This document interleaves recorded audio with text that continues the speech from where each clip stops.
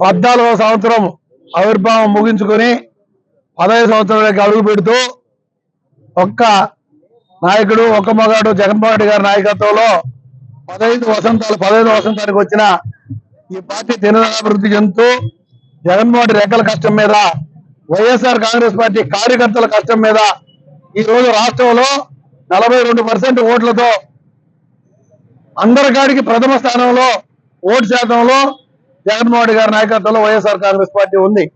సీట్లు రాకపోయినా సీట్లు వచ్చినా జనంలో ఏకైక నాయకుడు జగన్మోహన్ రెడ్డి గారు. రాబోయే రోజుల్లో జగన్మోహన్ రెడ్డి గారిని వైఎస్ఆర్ కాంగ్రెస్ పార్టీని ఎప్పుడు ఎన్నికలు వస్తాయా, ఎప్పుడు జగన్మోహన్ రెడ్డి గారిని ముఖ్యమంత్రిగా చేసుకుందామని పేద బలహీన వర్గాలు అటు వైఎస్ఆర్ కాంగ్రెస్ పార్టీ కార్యకర్తలు అహర్నిశలు కృషి చేసి రాబోయే రోజుల్లో జగన్మోహన్ రెడ్డి గారికి అండదండలు అందించేదానికి సిద్ధంగా ఉన్నారని మీకు అందరికీ తెలియజేస్తున్నాం.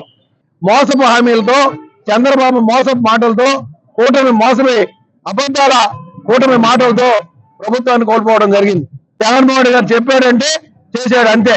ఆయన చెప్పిన వాగ్దానాన్ని కరోనా కష్టకాలంలో కూడా నెరవేర్చి నెల టెన్షన్ గా మహిళలైతే బ్యాంకుల్లో ఆనందంగా వచ్చి 1వ తేదీ నుంచి 5వ తేదీ లోపల డబ్బులు తీసుకొని కలకల్లాడుతున్నారు. ఈ రోజు బ్యాంకుల్లో ఖాళీ అయిపోయింది.